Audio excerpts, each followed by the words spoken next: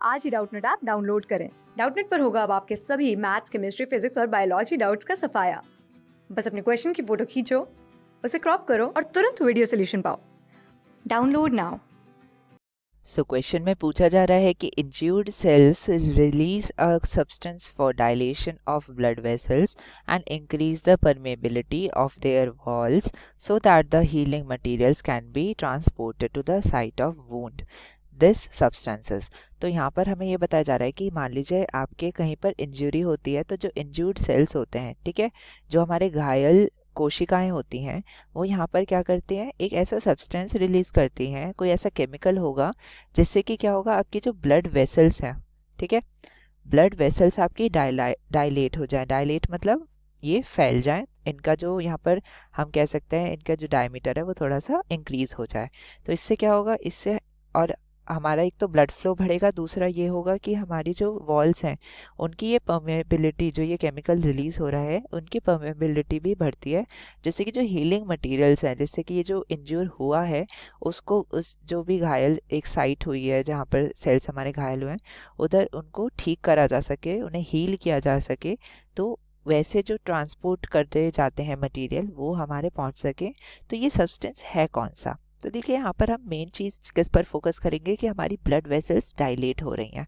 तो देखिए यहाँ पे ऑप्शंस में अगर मैं बात करूँ तो हिस्टामिन जो है, हमें पता है हिस्टामिन किससे रिलीज होता है, मास्ट सेल से। और हिस्टामिन जहाँ पर रिलीज होता है वहाँ पर क्या होता है, वहाँ पर आपका ब्लड फ्लो अचानक से बढ़ जाता है, यानी कि हमारी ब्लड वेसल्स क्या हुई, डायलेट हुई। यानी कि डायलेशन ऑफ ब्लड वेसल्स किसका फंक्शन है, हिस्टामिन का है। तो इसलिए ये बिल्कुल करेक्ट आंसर है ऑप्शन ए। बाकी ऑप्शंस गलत क्यों हो जाते हैं? देखिए डोपामिन जो होता है ये कॉन्स्ट्रिक्ट कराता है, यानी कि ये हमारी जो ब्लड वेसल की डायमीटर है उसे कम करवाता है, तो ब्लड फ्लो रेस्ट्रिक्ट होता है इससे, ठीक है, या फिर उसका फ्लो कम हो जाता है। तो ये डोपामिन जो है ये वाला हमारा आंसर नहीं होगा डायलेशन के लिए। एंजियोटेंसिनोजेन आगे जाके एंजियोटेंसिन बनेगा, ये तो इसकी इनएक्टिव फॉर्म है। और एंजियोटेंसिन जो होता है वो भी आपकी क्या कराता है, कंस्ट्रिक्शन कराता है ब्लड वेसल का, तो ये भी आंसर नहीं होगा। पायरोजन जो होता है असल में कुछ केमिकल सब्सटेंसेस हैं जो कि आपके बॉडी को यहाँ पर एक मैसेज देते हैं कि अब हमें यहाँ पर बॉडी का टेम्परेचर इंक्रीज करना है, ठीक है, बॉडी टेम्परेचर इंक्रीज करना है। यानी कि यहाँ पर हाइपोथैलेमस के पास जाते हैं कुछ फीडबैक्स, जिससे कि क्या होगा, हमारा बॉडी टेम्परेचर इंक्रीज होता है। इसी को हम फीवर के नाम से भी जानते हैं।